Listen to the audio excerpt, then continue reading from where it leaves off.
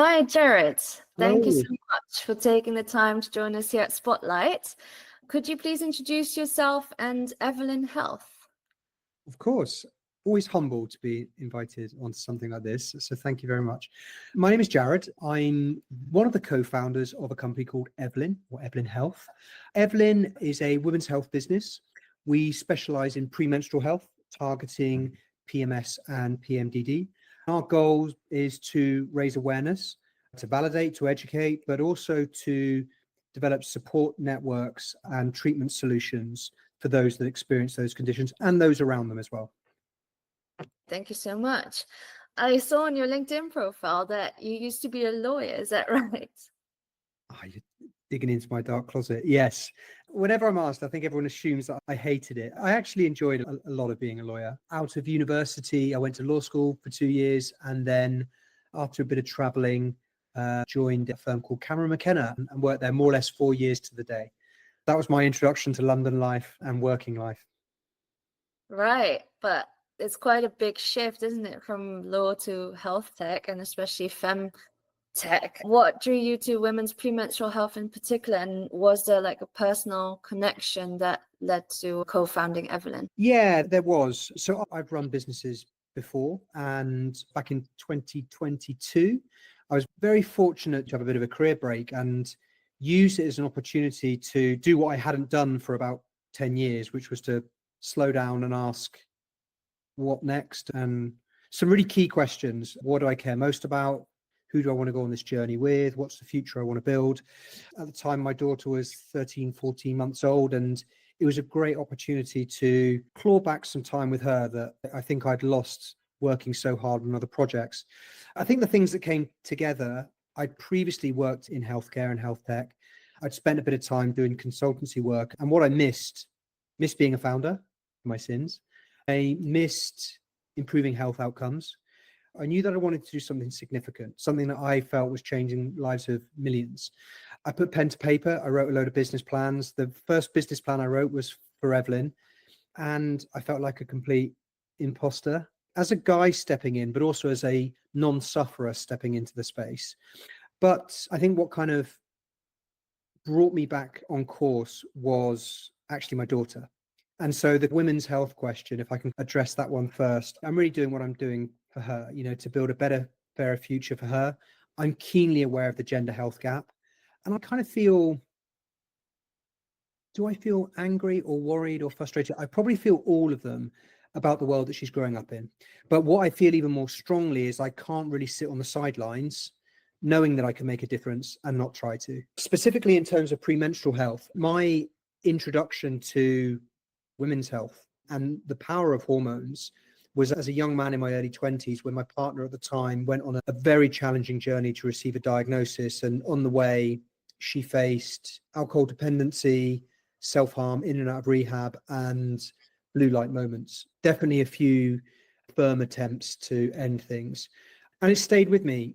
Also the conversations post-diagnosis stayed with me, where she was very close to being gaslit into having a hysterectomy at the age of 23. So bringing all that together, I think the kind of dad in me wanted to work in women's health, but also an area where I felt personally connected to. But the entrepreneur in me wanted to make sure that it was a big idea with legs. And the more I researched, the more I realized that all of those kind of pitch deck boxes were ticked. Huge market, very, very nascent space, but those green shoots of awareness.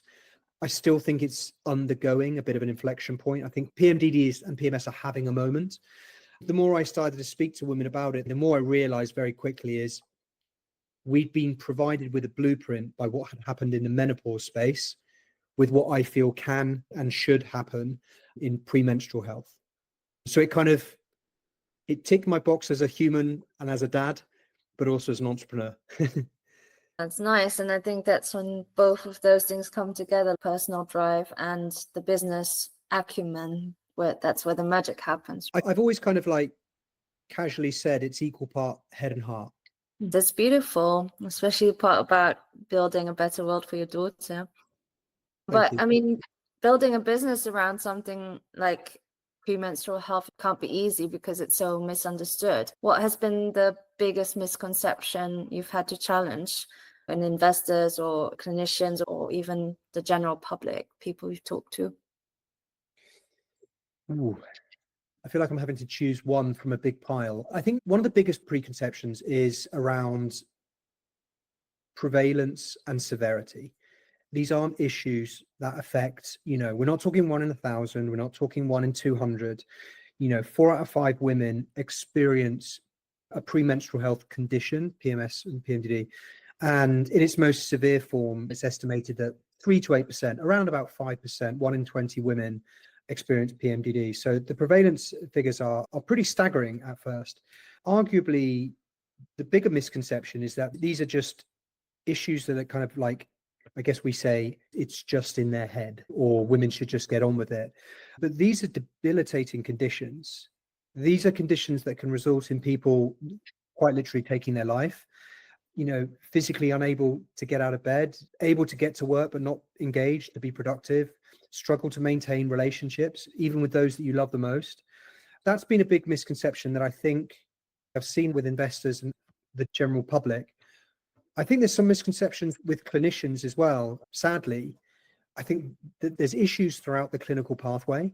We know that GPs don't receive enough training around women's health. And I think we know that the system is fraught with issues when you have 10 minutes to discuss an issue that sits at the intersection of physiology and psychology. That's why it takes 12 years on average to diagnose PMDD.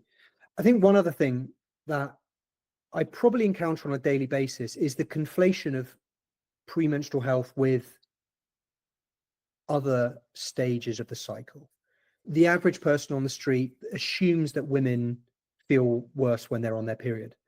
But when you speak to someone who suffers with PMDD, they have it etched in their calendar when that's happening, because it's that brings relief rather than in the luteal phase, the most severe symptoms. So there's a long way to go. Thank you so much. Well, that just validates what I've been hearing from a lot of other experts. So thanks for summing that up. Moving on to Evelyn in particular, because as you said, you also offer treatment solutions and you advertise that those are hormone-free and also clinically tested and scientifically sound. Could you discuss in a little bit more detail the research and development process behind ensuring that the treatment is efficient but also safe to use? Yeah, sure. It's worth saying that I have no medical background myself. I'd like to think that what I'm very good at is being self-aware enough to recognize that, but also entrepreneur enough to find some of the best minds in the world.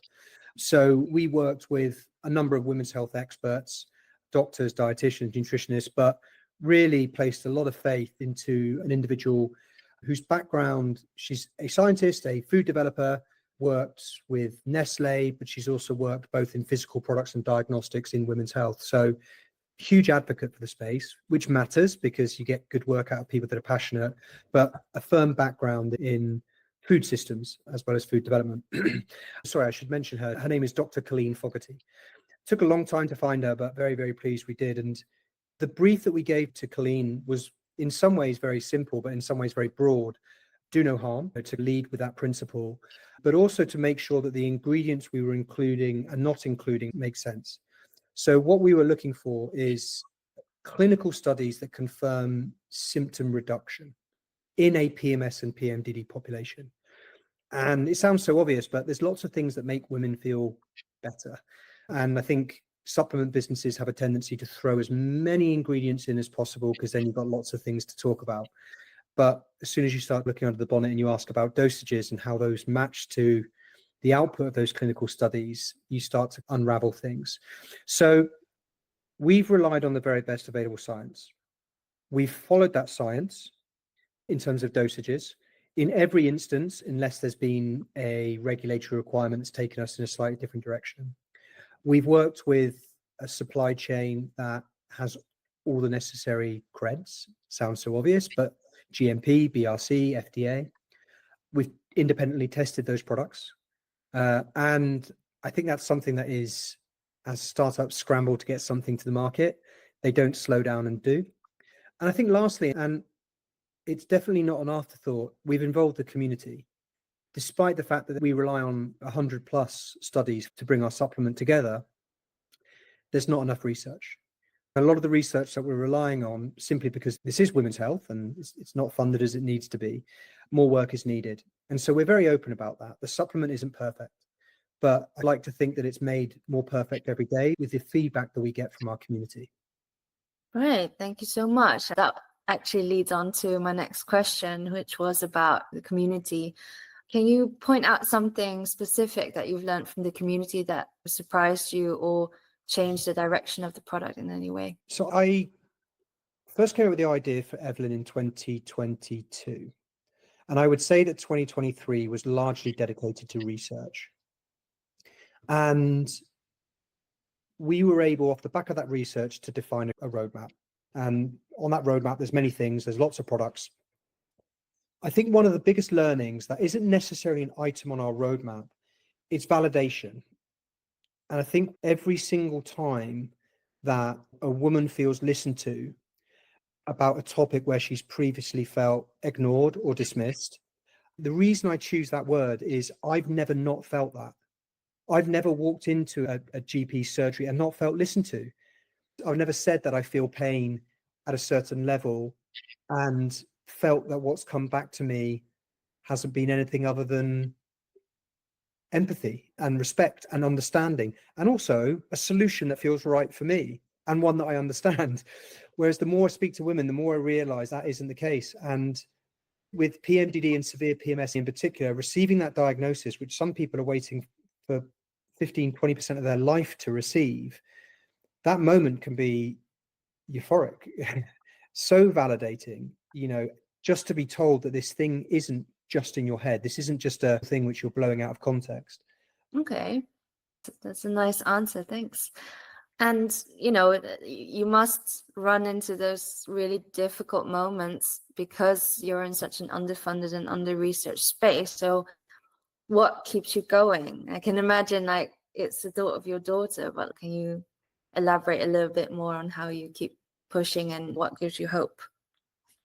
It absolutely is. Kids are obviously a huge source of motivation, but I think there's a very direct connection there. I definitely do feel tangibly on a daily basis that I'm building something for her. The name, so Evelyn is my mother's middle name and my daughter's middle name. And so for me, the business itself is a vehicle for changing the world and ensuring that some of the things that my mum would have faced, my daughter doesn't have to. As the business matures, I'm really proud of the team that we're building, love working with them. I feel inspired by them and driven by them, but I also feel quite responsible to them. And so that's a huge source of motivation. I think one of the things that feels incredibly different about Evelyn is the urgency. I've never worked on a business that I don't think has value and is going to change lives in a positive way. But what we're working on at Evelyn and other businesses are working on in the premenstrual health space is critically urgent. There's such a significant gap when it comes to premenstrual health. And so I feel it's almost incumbent on us to work hard. I feel now that we've made that claim and we've put it out there, we have to work damn hard to deliver on the promises that we're making to our customers, to our community, and to women and daughters and future generations. Oh, that's very admirable. And thank you so much as well, because as you mentioned before, you have quite a privilege as an, white cis man from a health perspective, but also from a societal perspective. So I really admire the fact that you're using that privilege and that power to advocate for women and for women's health in particular. Well, thank you. And being a man who is an advocate and who is using their power in such a way, what would be your advice to other men who might want to do something to support us but don't really know how to start? Oh, it sounds so obvious to say this, but so much starts with education and awareness. I think what women want more than absolutely anything is support and empathy. And I don't think those things simply can't come to life without understanding. And so a lot of it starts there. One of the things that I really hope I'm doing by putting myself out there a little bit more is giving other guys permission. I don't really buy into this toxic form of masculinity, which basically defines itself in some kind of antithesis to women. I'm strong because I make you feel weak. Gain my sense of identity by putting you down. That's not strong. Strong is being a partner. It's being, it's understanding the person next to you. So I hope that kind of, I don't know, it sounds very arrogant to say that you're going to be a role model, but I hope that I can be a role model for that form of masculinity, which is empathetic. Yeah. No, thank you so much. I absolutely think you are a role model. Oh, thank you. At least you've got that for me. Moving on, Evelyn is also so much more, like you described, than just a supplement business, right? So you mentioned you want to address the gender health gap. And beyond the product offering, which is the supplements, what kind of initiatives or partnerships are you pursuing? So I think one of the things we realized very early on is that content is a product for us.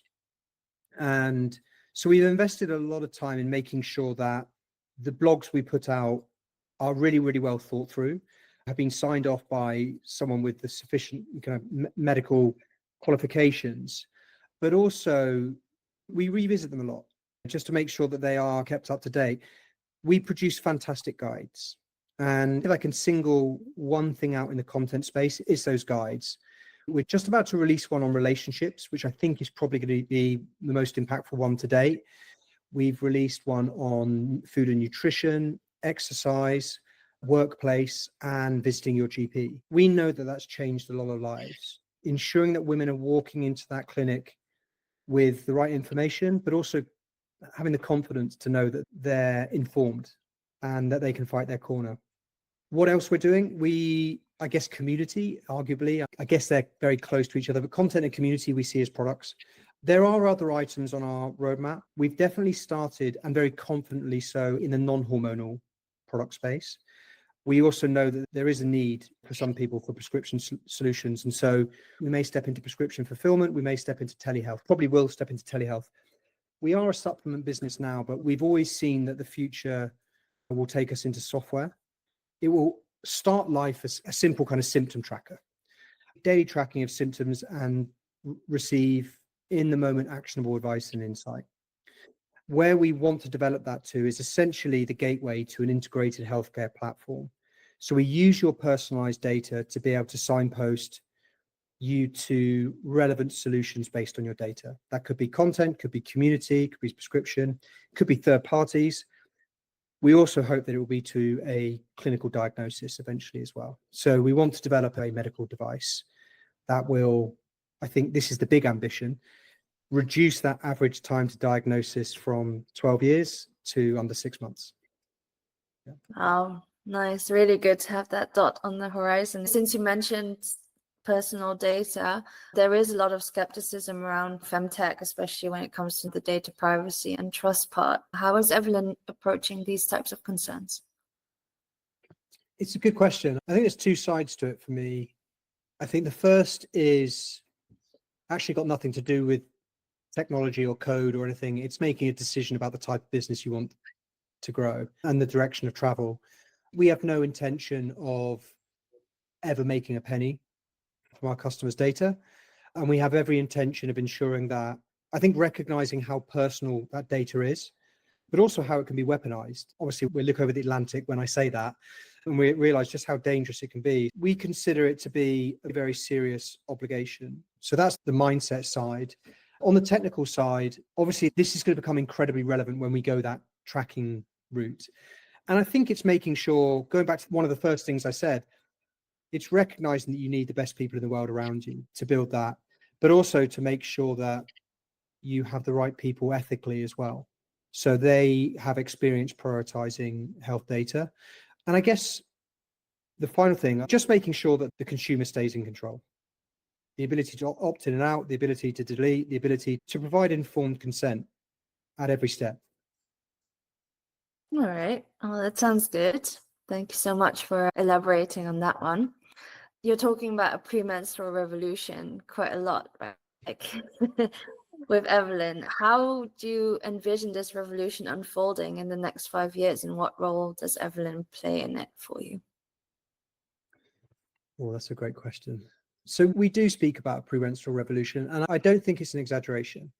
I think whenever a startup uses the word disruption or revolution, it always feels like hyperbole. But if you, as I mentioned earlier, think about what's happened in the menopause space, It has been a complete revolution. Go back 10 years, no one would have believed you, even if they understood what you were talking about. But we now have such a different level of awareness. We have corporate well-being programs, we have diagnostic solutions, we have multiple startups from supplementation to telehealth, etc. There's greater trust in those areas with healthcare providers because they receive more training. And I think stroke hope, but I genuinely believe both, that we're going to see the same thing in the premenstrual health space. So what will that look like? I think every area of what is indisputably a broken pathway will be improved. There'll be better sources of information. There'll be more awareness. There'll be better access, by which I mean not only getting to see a specialist, but also a specialist who's suitably trained. I think women will feel more listened to in this space. You know, I know that there's a long way to go with the menopause, but I think it is more widely spoken about. Stigma is being broken down. I think women will receive more support. And I think that will be on an individual level when speaking to other women, when speaking to their partners, hopefully when speaking to your employer, but also just spoken about more online, more dedicated community, more safe spaces. We know that makes a difference. And treatment solutions. We know that a significant percentage of women don't respond to existing treatment when it comes to premenstrual health conditions. As much as 40% of women don't respond, and that needs addressing. So I think the answer is, and that all feels very medical, so maybe if I can bring it down to earth, when you walk into Holland & Barrett some time ago, there would have just been a women's health section. Now you walk in and the women's health section is broken down as follows: menopause, perimenopause, hormones. And I think what we're going to see is a breaking down of that hormone, more by condition, more by life stage, because these are distinct conditions which need treating as such. And so it's one of many examples, but it's a really tangible one. I think that premenstrual health will be coming. It will start with influencers and celebrities and companies like Evelyn, but eventually it will be reflected in the way you shop and the way you move online and the way you speak to your friends and your employers about it. Yeah, and I would add policy and more systemic change on that level, research, probably funding. Yeah, that would be amazing, wouldn't it? I think it would. I think that feels maybe 10 years, but yeah, I agree. I think that will take some time. I mean, if you think about what's happened in terms of the recent rollback of some of the commitments that the government's made around women's health, there was a lot of hope around the women's health strategy a couple of years ago. And I actually think arguably there's very little progress that's been made, some token money moving around. So I think policies are way off, but I think you are right. I think there's a lot of grassroots activity which is going to work its way up into research. Yeah. Great. Well, thank you so much. I like that we're ending it on a hopeful note. And Yes, I'm glad I came back around. Well, that was it for my questions. Is there anything else you'd like to add? Yeah, I would actually. How did you stumble across PMS and PMDD as topics that are worthy of a podcast? Why PMDD? Well, that's quite an easy one because I suffer from it myself. And I just could not believe that no one was talking about it. After suffering from it for more than 15 years, I think I was just flabbergasted by the fact that I'd not heard that term before, that neither my mum nor any of my friends or my family-in-law had ever heard of this and said like, well, can you have a mental health condition that's linked to your hormonal cycle? Is that possible? Why, how does that work? There was just this amount of like absolute ignorance about it that was like, but how is this possible? Like you said, 1 in 20 women suffer from this, and yet no one knows about it. So yeah, that was one of the things that drove me to talk about it and to research more. Yeah, I don't think it's an exaggeration to say that things like this are really important. I think any conversations of this nature around issues which are so misunderstood and misdiagnosed and underrepresented is a really important and positive thing. So good for you. Thanks. Well, again, thank you so much for taking the time for your really well thought through answers. So yeah, thank you for that. My pleasure. Thank you.